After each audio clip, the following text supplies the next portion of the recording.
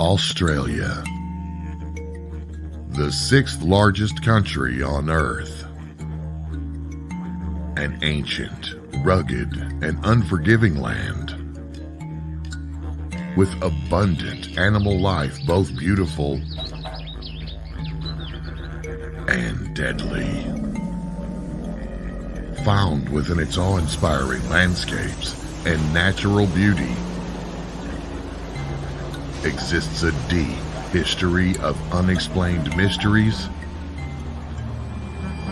for anyone with the courage to investigate them.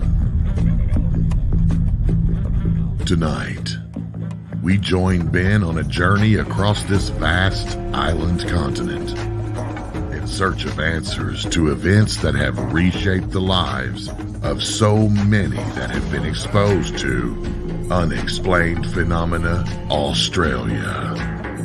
With your host, Ben Hurl.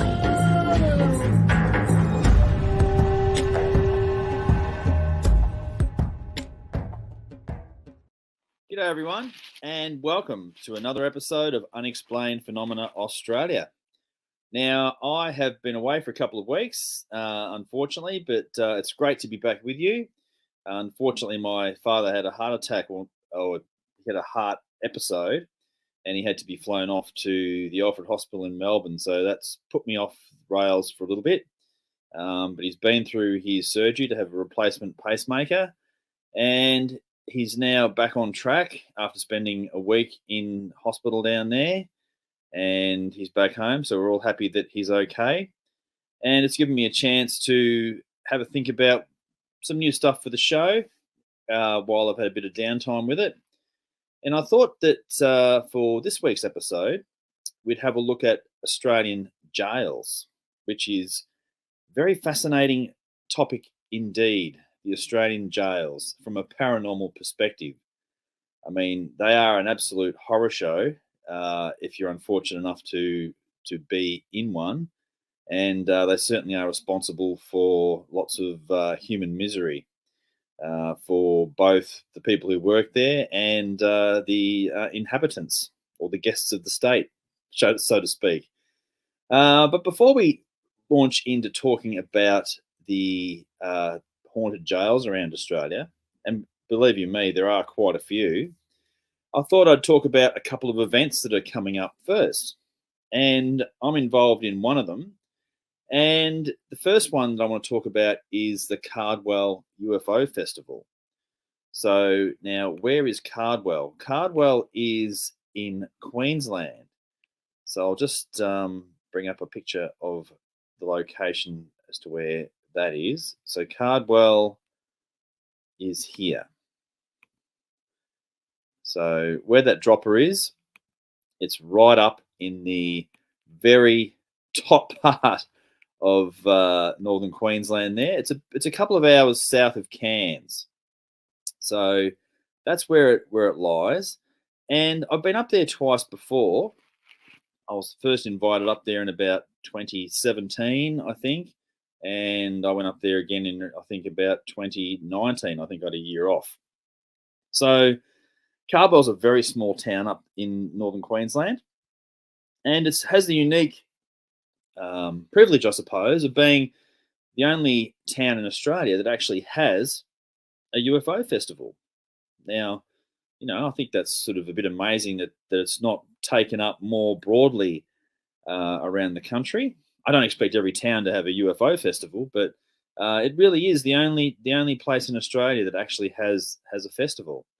And this is a bit more of an idea on where it actually lies. So the top of the map there, you've got Cairns up there, down to Innisfail, and you come all the way down to Townsville, and Cardwell's right where that little red dot is there, about in the centre of the screen there. And there's not a lot there, but it is a great little spot. And they really get into the festival, which is really good. It's got a wonderful organizer in Thea. She does a great job every year. And this is the promo for it, the Cardwell UFO Festival, Australia's only UFO festival. UFO forum, live music, costume party. It's a licensed event. from the 11th to the 13th of August 2023. So I will be the MC for the Sea Files up there, and also we'll probably do a presentation as well while I'm there. So the Cardwell UFO Festival highlights the extraterrestrial activities around Cardwell, Northern Queensland, and Australia in general. And this annual event begins on a Saturday morning with the Sea Files, and that's the part that I'm involved in. So the Sea Files is basically a forum, and the forum is the highlight of the festival for many of the visitors. And it's a very informative event with a lineup of renowned guest speakers talking on unexplained phenomena, including local UFO sightings, Bigfoot, and the mysterious Cardwell lights, which I haven't seen that phenomenon up there, but there are these strange lights that appear in the Cardwell area periodically, and it's something to talk about. And visitors can also listen to and share their personal experiences of all things unexplained. And on the Saturday night, it's where the locals party with the visitors at the alien invasion costume party. And everybody dresses up as their favourite alien, or let your imagination run wild. And the festival wraps up on Sunday morning with the Cardwell foreshore coming alive, filled with family fun activities, lots of food, market stalls. And during this festival, Cardwell welcomes visitors from all over Australia and beyond to enjoy the little seaside village, which is Cardwell. And it's really good to explore that area of northern Queensland and the Cassowary coast, which is the area where it actually sits. So I will be at this event. I don't get to many events these days, but this is one I'm going to be at. So if you are in Australia and you're free around the middle of August there, feel free to come up to the Cardwell UFO Festival, particularly if you're in the southern states where it's going to be a lot cooler. Come up to Cardwell, come to the Sea Files, listen to myself and a range of other speakers who will go top to toe on the UFO phenomenon as it relates to Australia and also as it relates to North Queensland as well. So the first time I went up there, I was lucky enough to go to Hinchinbrook Island, which is just directly off the coast from Cardwell. And Hinchinbrook Island is like the lost world. It really is. You go out there on a boat, naturally enough, across the water, and when you get there, there is literally nobody there, and you can go on these hiking trails through beautiful rainforests and waterfalls, and you literally do feel like you're the only person on the planet. And the other thing about Hinchinbrook Island is that you could just about easily imagine a T-Rex come walking through the forest. It really does have a great lost world feel to it. And the Cardwell event is just a great, unique UFO event on the Australian calendar. So when I'm up there, I'll do some videos, which I will put on my UFO Vic page, and I'll refer to that when that's up and available too. So people who are overseas can see what the UFO Cardwell Festival or the Cardwell UFO Festival is all about as well. So really looking forward to that in August. Living down here in Victoria, it's freezing at the moment, so hence the hoodie and the cap. Hopefully it'll be a bit warmer up there. It should be around that lovely 32 degrees Celsius mark up there, so really looking forward to that. Now, also on the same weekend in Victoria, Melbourne, Victoria, investigative journalist Ross Coulthard, who is here, who's done a lot of great work recently in the UFO field here in Australia. He is having a talk in Melbourne on that same weekend, and his is on the Saturday. So the talk runs from 1 p.m. until 5 p.m. and it's held at the State Library in Melbourne. And the tickets are via Eventbrite online. If you're in Australia, you can just Google Eventbrite and Ross Coulthard's name, and you'll find that. And he's an award-winning journalist who has been intrigued by UFOs since mysterious glowing lights were reported near New Zealand's Kiakora Mountains when he was a teenager. And that's quite a famous New Zealand sighting. And he's from New Zealand, and he was a teenager at that time and had heard about that that encounter at that time. And the 1978 sighting is just one of thousands since the 1940s. And yet research into UFOs is seen by many as the realm of the crackpots and the crazy, but it's not now. It never has been.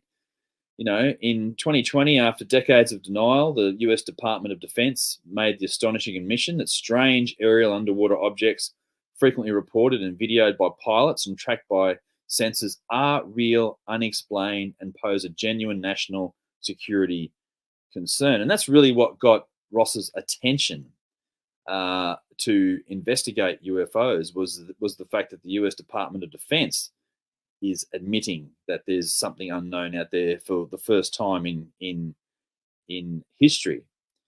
And so he was compelled to investigate, and he embarked on the most intriguing story of his career, speaking to witnesses, researchers, scientists, spies, defense officials, and intelligence insiders in an attempt to sift the truth from the conspiracy. So in the US, powerful new laws and a hardening of government resolve may soon force the military and intelligence communities to reveal what they know about alleged UFO crash retrievals and secret reverse engineering programs. So I think Ross has got a new version of his book out, In Plain Sight, and he will discuss his new edition and share the chain of events that led to his explosive News Nation interview with US Air Force veteran and whistleblower David Grush. This will be followed by a Q&A session and an opportunity for attendees to obtain a signed copy of Ross's book. So I don't have the updated version of the book, but I have got the original one, as you can see in the photo there. And if you happen to be in Melbourne around that time, then I certainly do recommend attending that event at the State Library. That will be well and truly one of the best UFO events in Australia for 2023.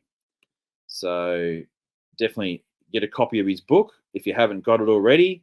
Hop onto the usual book buying channels, and I'm sure you'll find In Plain Sight. Make a note of it if you haven't read it. It's well and truly an excellent read. So I highly recommend that. So that's the promotion for a couple of events coming up.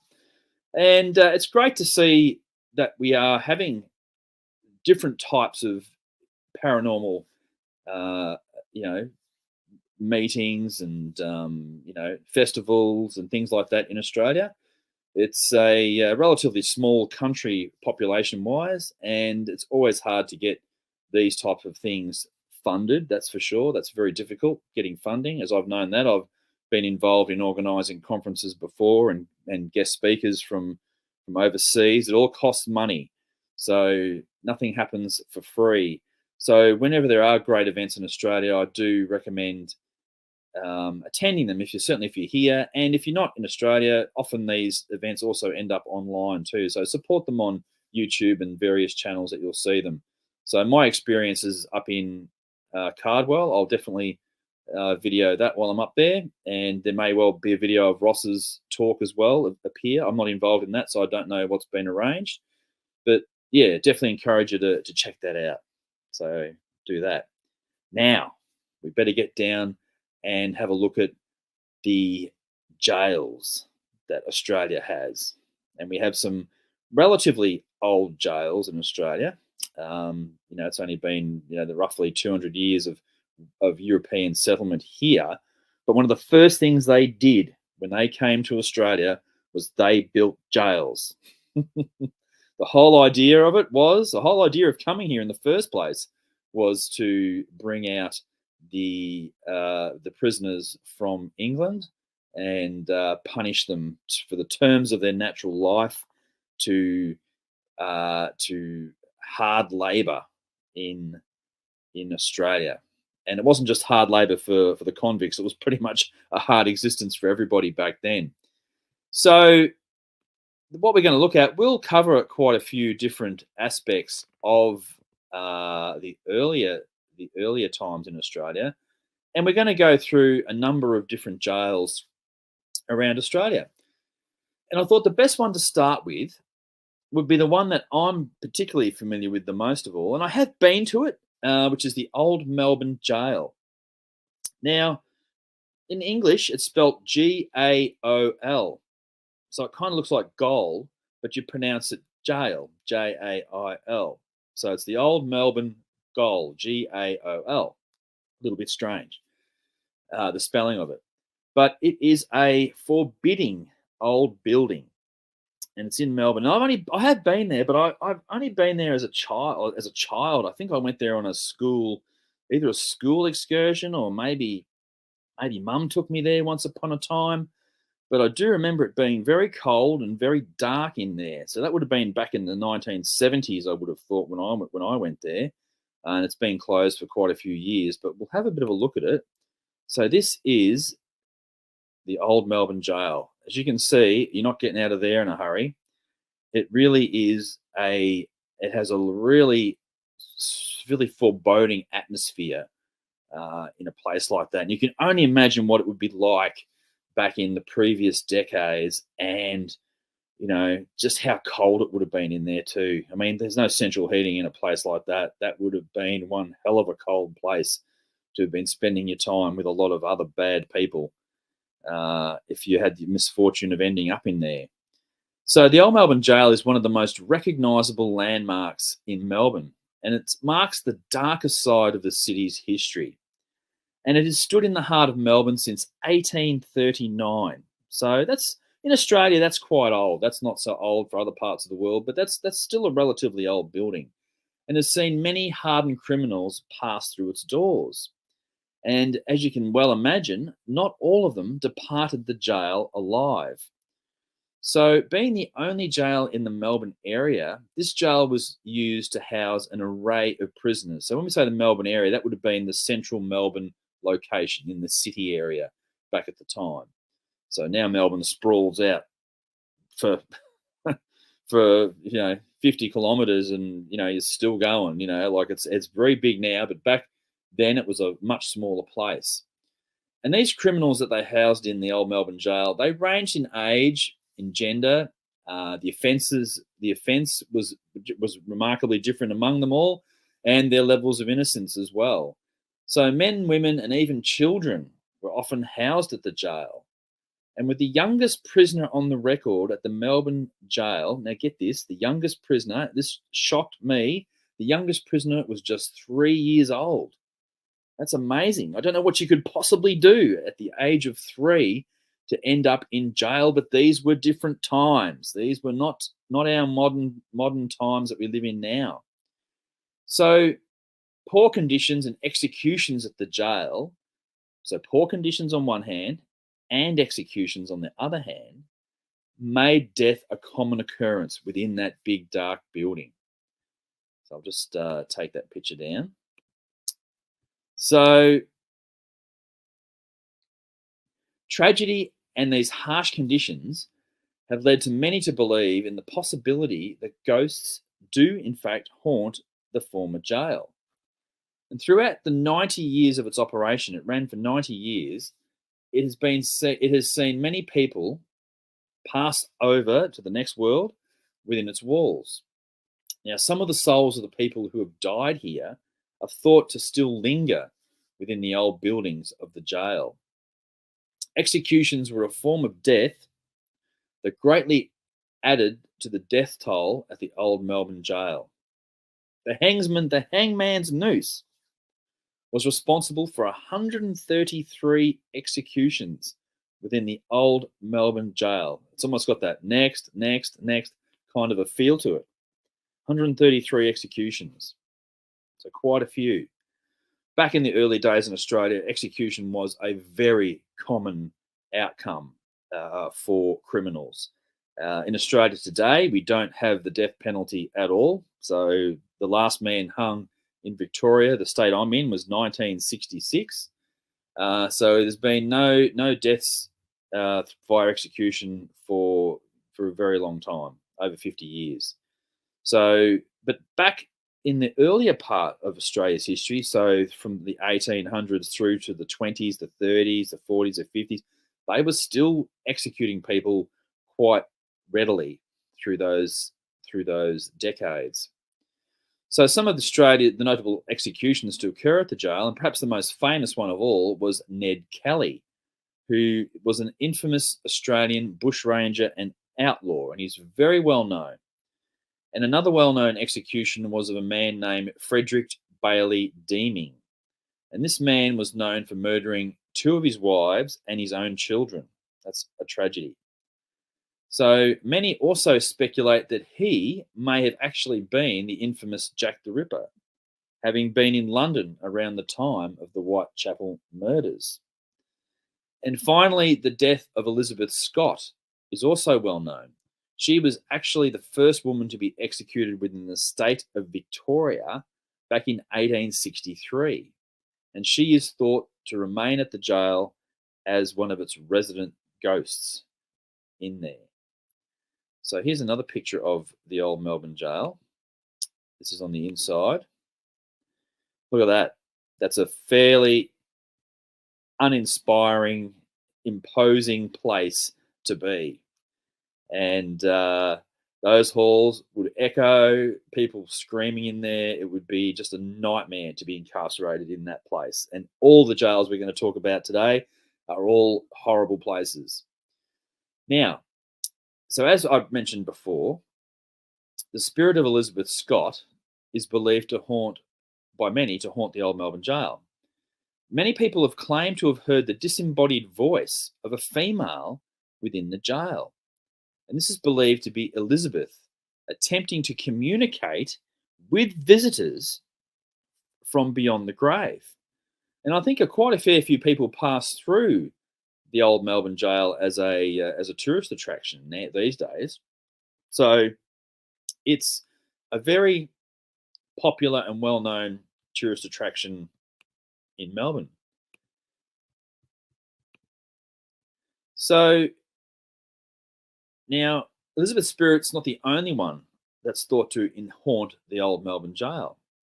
Many former prisoners are also thought to dwell within there.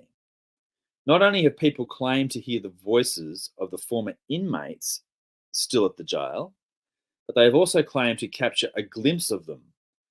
Sometimes they are described as dark, shadowy figures of men lurking within the cells, and sometimes something even much more sinister than that, almost like shadow people.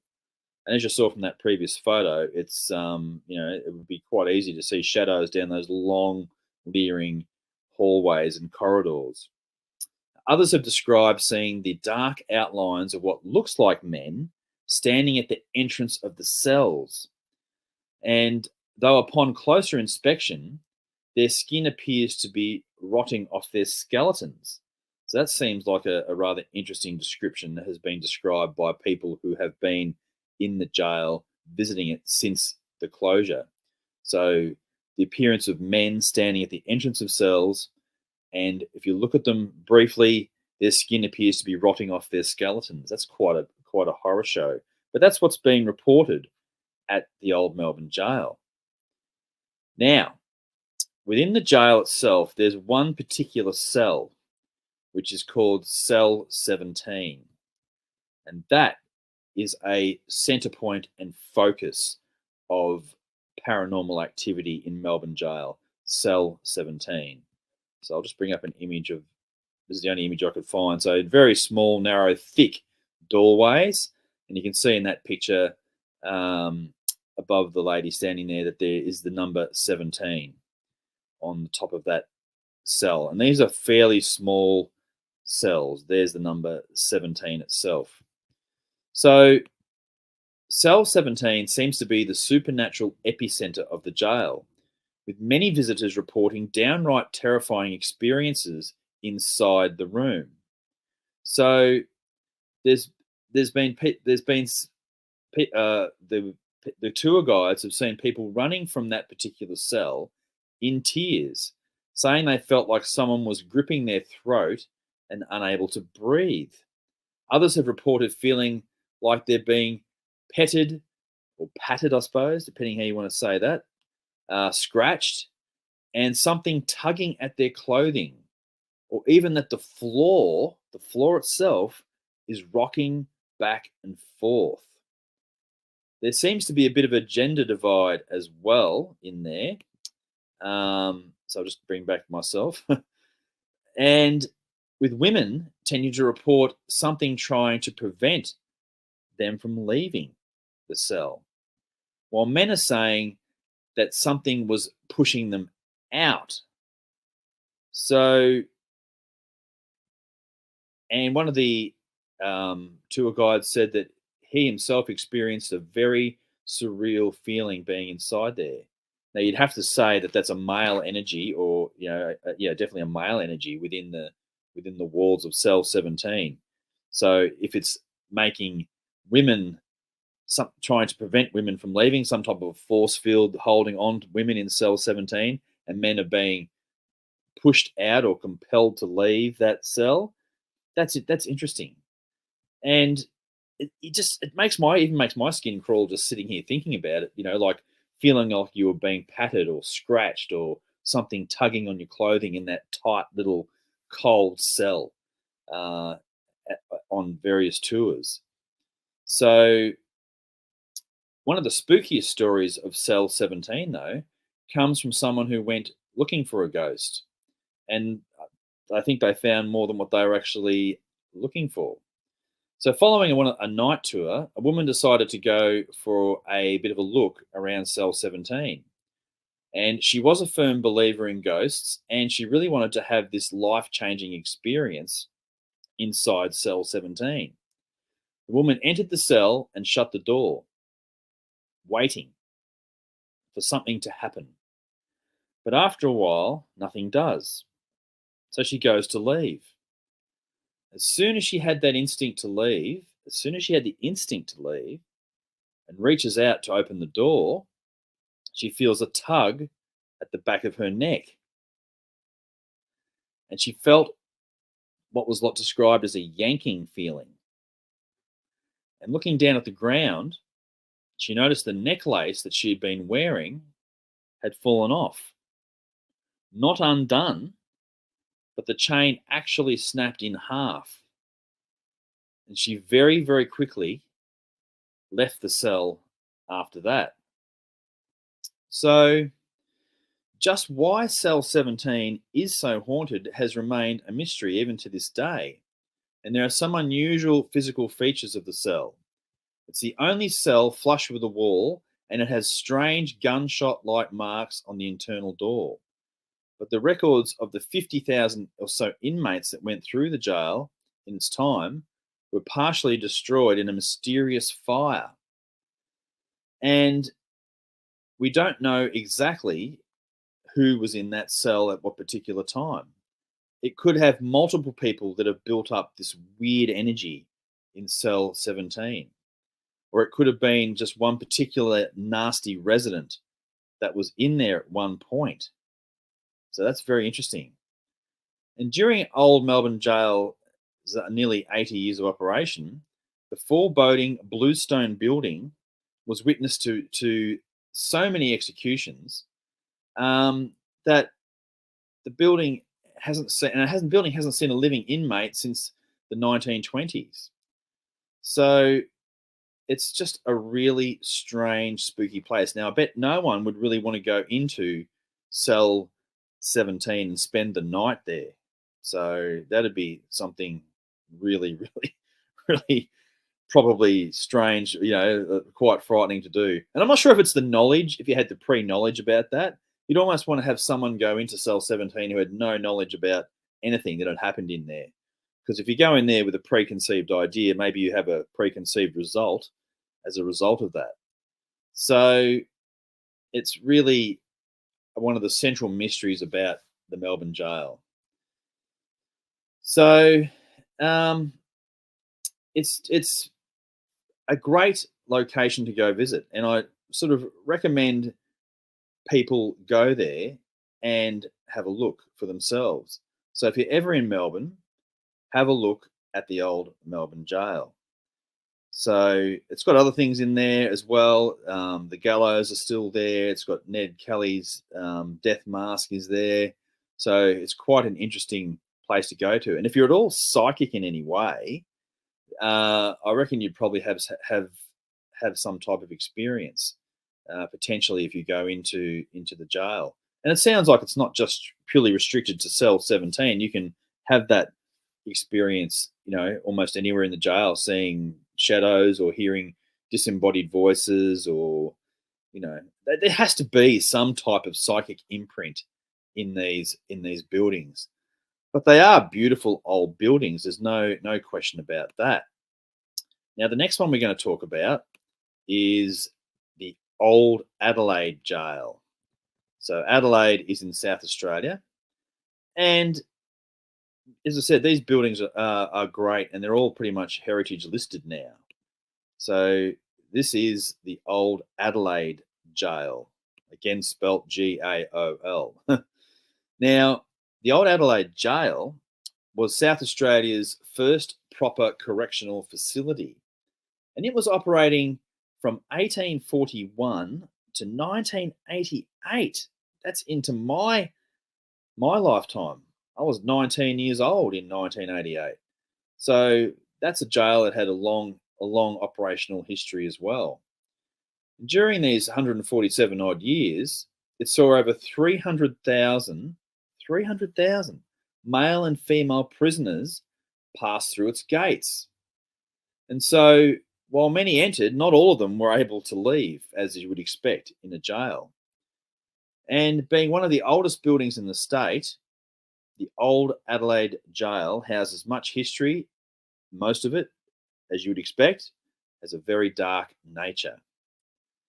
So the majority of South Australia's executions were carried out on the grounds of the Old Adelaide Jail.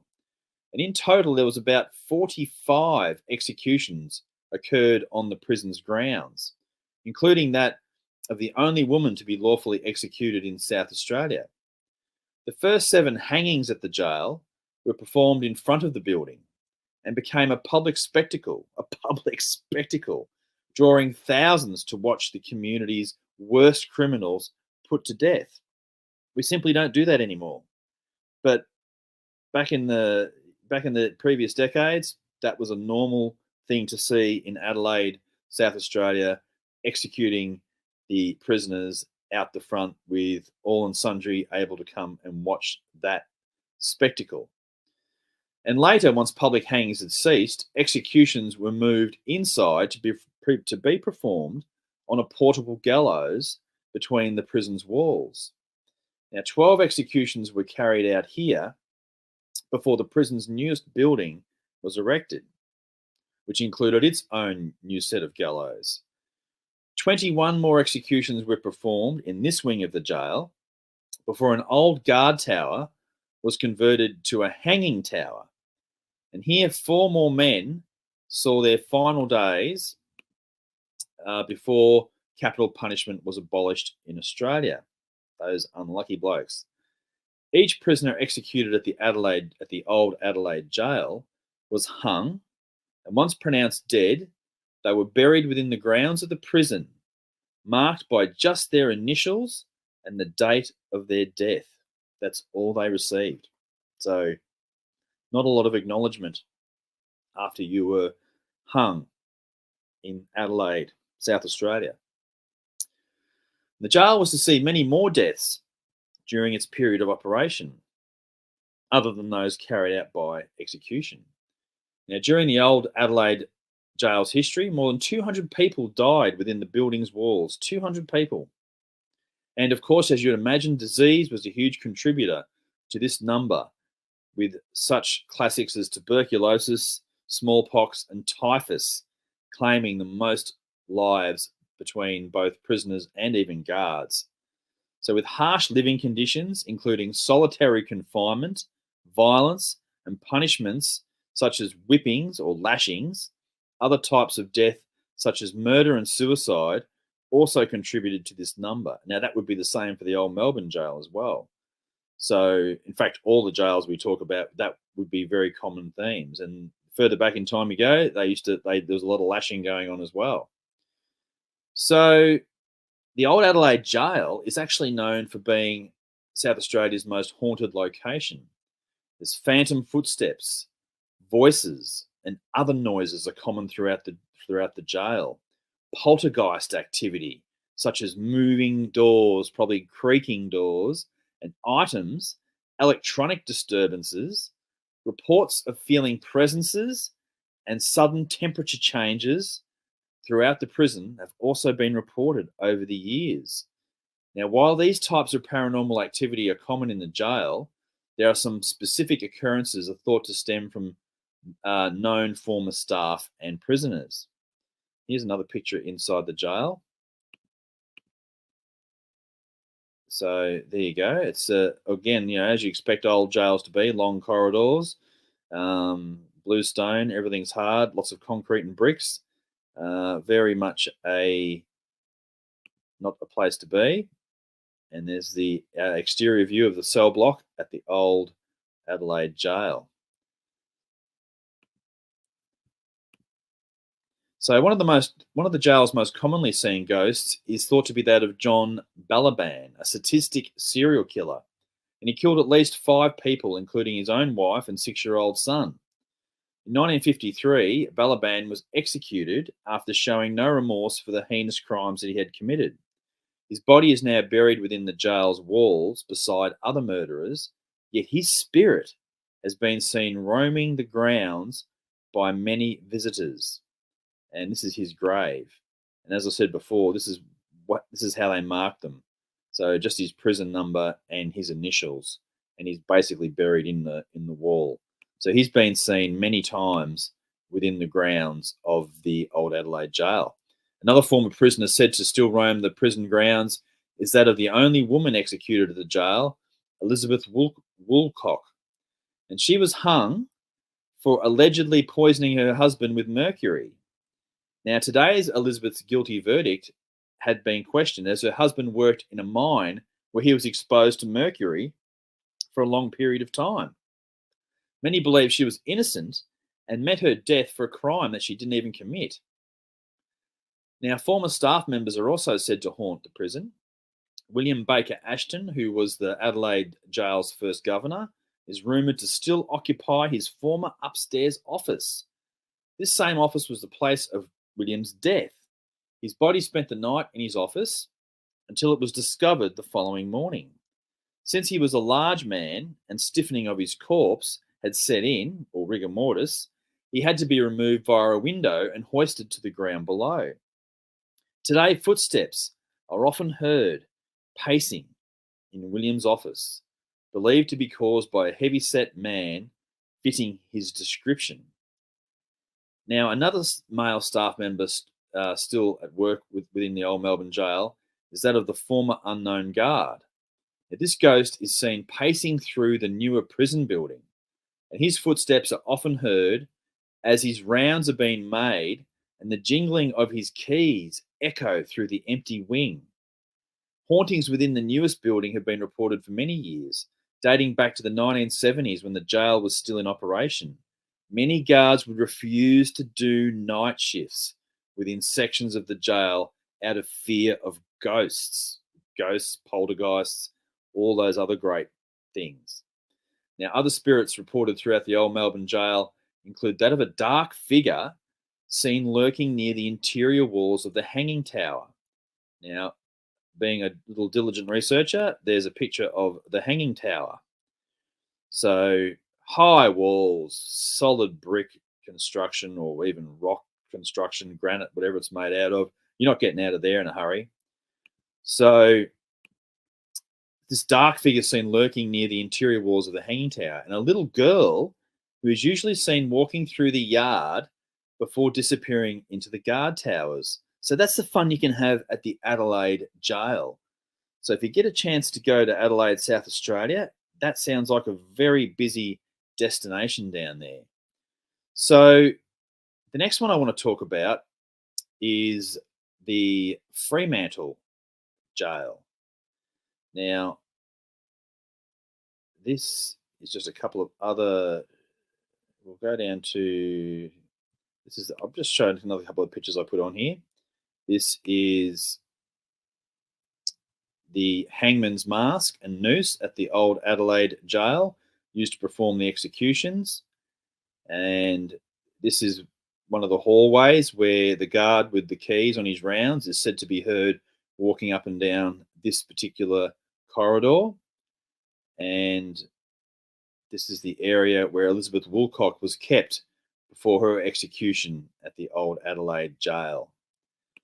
So now I was going to talk about Port Arthur, and we'll put that off for now, and we'll talk about the Fremantle jail. Port Arthur is almost an episode in itself. That's how much activity there is down Port Arthur in Tasmania. And we might just be pushing it for time in this week's episode, but we can always come back to it in another episode to have a look at that, do Haunted Jails Part 2 perhaps. So this is the Fremantle prison. Now, Fremantle is in Western Australia. It's one of the large suburbs in Perth. So that's the Fremantle jail. It looks just as imposing as the other examples in today's episode. And it was originally called Swan River Colony, and it was later renamed Fremantle. And it was established in 1829 as a free settlement. And by the 1840s, as settlement flourished, there was a need for cheap labourers. And as a result, the colony accepted some British convicts to come to Australia to work. So initially, this colony differed from other penal settlements, such as Port Arthur and Norfolk Island. There was only one problem. The colony's roundhouse, which was built in 1831, was completely full at the time. So when the first ship with British convicts arrived in Western Australia, all 75 of them were forced to stay on board the ship. And the ship was called the Scindian. It was a British ship and was considered to be the first convict ship to travel to this part of Australia, across in the west. And to house all the British convict labourers, a new prison was built in 1851. The construction began. And the first convicts were welcomed back in 1855. Now, back then, the prison was simply known as the Convict Establishment, and it was renamed Fremantle Prison in 1867. The design of the Fremantle Prison was based on the English Pentonville Prison, although the Australian building was much bigger than the English version. The main cell block alone could house up to as many as 1,000 convicts. And at first, the convicts at Fremantle were generally short-sentenced prisoners of good character. You stole a loaf of bread, or something like that. But soon less desirable convicts were sent. And eventually, in the 20th century, most convicts at the prison were violent offenders serving long offences. So as the offenders grew more violent and more dangerous, the less freedoms they actually got. So the convicts were sent off for working on infrastructure and construction jobs back at the start, such as building the Fremantle Asylum, now known as the Fremantle Arts Centre. Isn't that funny? In 1867. So the asylum became the Arts Centre. Because of their violent nature, the convicts were no longer allowed to work outside, and jobs needed to be found within the prison complex. There were workshops, but not enough to employ all the convicts. And the convicts weren't happy about this, and there were several riots at the Fremantle prison. 8 of these riots got pretty out of hand, especially the Fremantle prison riot of 1988. Now, prisoners had started a fire and taken 15 hostages at that time. In the end, nobody got hurt, but the prison was severely damaged. The original roundhouse, which served as a prison and a courthouse, also served as a place for public executions. And this remained this way until Fremantle prison came under local control in 1886. Then the gallows were constructed. It was completed in 1888. And Fremantle prison was the only place in Western Australia where executions were allowed. 43 men and women were hanging at the Fremantle prison between 1889 and 1964. The first person to be hanged at Fremantle prison in 1889 was a murderer named Jimmy Long. And the last person was serial killer Eric Edgar Cook, also known as the Night Caller or the Nedlands Monster in 1964. Is worth Googling if you get a chance. In Australia, capital punishment was abolished in 1984, and punishments given at the prison were floggings until 1943. We're still flogging people up until 1943 in Australia. And we had solitary confinement and a restricted diet of bread and water, which must have been unpleasant. So it was very much, again, like a place of misery. And the sound of rattling keychains, disembodied footsteps, and voices and visitors who take pictures within the gallows tend to appear headless when they look at it later. Cameras tend to fail. There are orbs and strange light anomalies. Flying bin lids and funny smells have all been reported within the prison. Several guards claim to have seen the apparition of a man in black, and one of them even fainted when he laid eyes on the figure, and no one knows who that was. Now, the ghost of John Gavin is also said to wander the halls of the Fremantle prison. And the story of John is a sad one. John was a 15-year-old farmhand who was accused of murdering the child of the family at whose farm he worked at. John insisted that he was innocent, but he was sent to the gallows in 1844 outside the roundhouse. He was a light-weighted boy, so chains were attached around his legs to make sure he had enough weight to break his neck. And later, the mother of the murdered child was diagnosed with postnatal depression. She most likely killed her own baby and blamed it on John. John is believed to haunt the shipwreck galleries, making banging noises on the walls. Visitors also see the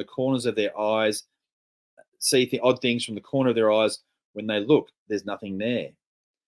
So, very interesting place.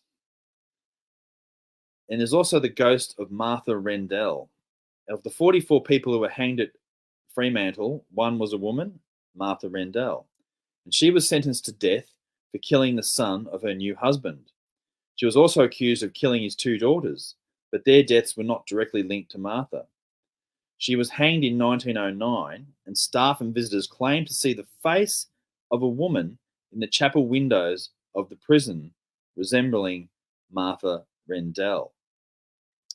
So here are some other photos of the Fremantle prison. And we've got this big foreboding stone area.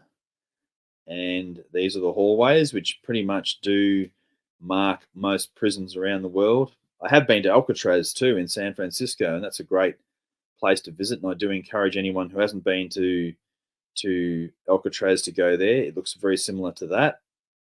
And this is the gallows area in the Fremantle jail. So there you go. Now, we're going to conclude this episode talking about Boggo Road. Now, Boggo Road Jail is in Brisbane, Queensland. So we've been from Melbourne to Adelaide to Western Australia. Now we're heading up to Queensland. Boggo Road lays the claim to being home to many ghosts, and this is what Boggo Road looks like. There we go. So the ghosts that haunt Boggo Road Jail are both former prisoners and a warden/guard. With more than a few executions having taken place within the walls of Boggo Road, and at least one of the executions not going to plan, sounds fairly grisly, there is certainly a history of darkness and death to be found within the walls of Boggo Road. The Brisbane prison took its first load of inmates in 1883, after the previous old Brisbane jail closed the same year. It was built using the recycled materials from the partially demolition of the old jail's buildings.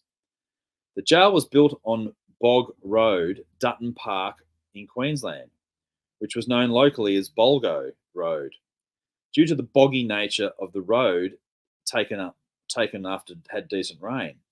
In 1905, Bolgo Road was renamed Annerley Road. However, the colloquialism was retained, and that also lent the prison its common name, which is Boggo Road, from that boggy area at that time. In 1903, a female section of the prison was designed and constructed in the popular radial design, which limited blind spots to the guards, and it was cited as a credit to the state and it replaced many of the surrounding women's prisons and lockups. Although it was built to accommodate 80 prisoners, it only averaged about half that number within its walls. In 1921, with the men's prison being overcrowded and the women's prison being underutilised, it was decided to move the women elsewhere.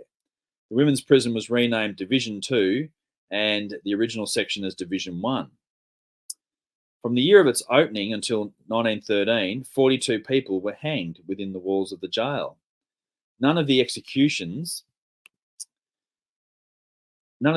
prisoners were buried on site, as was the case with a lot of prisons. They were buried in South Brisbane Cemetery, mostly in unmarked graves. Now, Ellen Thompson is the only woman to have been executed in Queensland. In 1887, she was arrested together with John Harrison for the murder of her second husband, William Thompson. But on the 13th of June, 1887, Ellen's last words were reported as, "Oh, my poor children, take care of my children, will you, Father?" before she went through the Boggo Road jail trapdoor with the noose, ending her life. The executioner had miscalculated the drop length, and the rope cut into Ellen's neck, severing her jugular vein.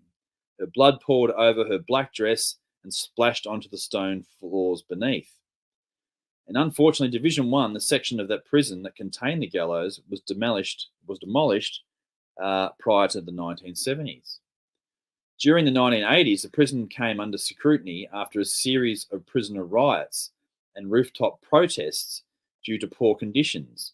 There was little to no sanitation within the cells, with prisoners having to use a bucket as a toilet overnight and then having to tip it out in the mornings. After an inquiry, the prison's facilities were found to be so inadequate and outdated, it was going to cost too much to bring them up to standard, and the decision was made to close Boggo Road Jail in 1992. So, with this, as far as the ghost stories go within this horrible place, during a night tour, visitors have felt something brush past them. Looking down, they saw a black and white three-legged cat walking away. And upon inquiring with the tour guide about the experience, the description was of a cat that lived at the prison, and the cat's name was Tripod. And the cat made its home at the prison during the 1970s. So the cat has been seen. Ernest Austin, an executed murderer, is said to haunt Division 2. He was hanged for the rape and murder of 11-year-old Ivy Mitchell, and it's said that he mocked the witnesses at his execution, stating that he would return from the grave. Prisoners state they have seen Austin's face at their cell doors before entering to torment them. There is also many disembodied voices, footsteps through the old sections of the jail, shadowy apparitions appearing, and as all good prisons should have, the ghost of a warder is there as well. And they feel this spirit may belong to Officer Bernard Ralph, who was the only officer ever to be killed at Boggo Road, when he had his head smashed in by a prisoner wielding a heavy metal bar. Now, the ghostly officer, Bernard Ralph, can be seen walking his rounds and his keys jingling as he strolls. So, very fascinating place. And here's some more photos of Boggo Road. So, it's like all these places that I've spoken about in this episode, a very dark building. And with this dark history that is there, and I bet there are countless of experiences that have been reported through Old Melbourne Jail, Adelaide Jail, Fremantle Jail, Boggo Road. These old buildings, these old jails are full of the resonance of what's occurred within those walls. All that violence, all that misery, all that evil that has been within those places. There has to be that imprint that is left there from impressions from the past. And that's a whole other discussion as to whether it's an actual ghost, a spirit, or some type of psychic imprint that is left in these old jails around Australia. So I ran out of time to really talk about Port Arthur, which is in Tasmania, and that was a place of misery. I've been there about 3 or 4 times to Port Arthur, and it is a most beautiful location. It really is. It's a fabulous place to go to, and I think we'll do the justice of talking about the Port Arthur penal colony in a separate episode, because there is a lot of ghosts down in Port Arthur as well. And we might look at Norfolk Island as well, where there's also many ghosts reported out there too, again in a future episode. So I hope you've enjoyed this brief sort of a look at some of Australia's jails, perhaps given you a bit of a feel for the type of entities and encounters and experiences that are reported through these old jails. And I think I'll definitely have to get down to the old Melbourne jail, which is the one closest to me, and have a look for myself again after all these years. So thank you so much for joining me again on another episode of Unexplained Phenomena Australia. The Australian jails. What an interesting, the history alone is just interesting, reading about why they were constructed and how they're constructed, what happened in these places. It's just a whole interesting area when it comes to jails and